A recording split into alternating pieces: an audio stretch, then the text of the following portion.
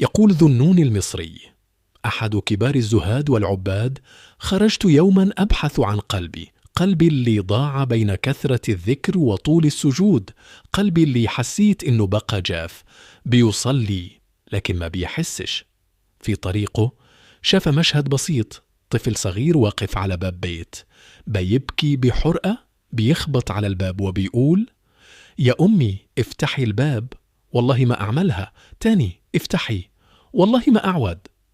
الأم كانت جوه ساكتة، يمكن زعلانة، يمكن بتربي، والطفل فضل واقف يترجى، يعيط، يتوسل. وبعد دقائق الأم ما قدرتش، فتحت الباب، خرجت وحضنته وبكت معه. ذو النون وقف والدمعة في عينه وقال: هذا ما كنت أبحث عنه، هذا هو قلبي، رأيت فيه صورة من رحمة الله.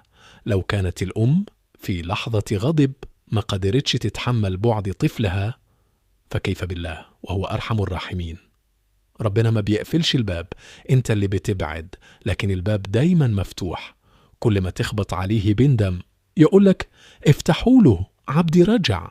دي كانت دقيقة وعي، رجوعك مش ضعف، الرجوع حياة.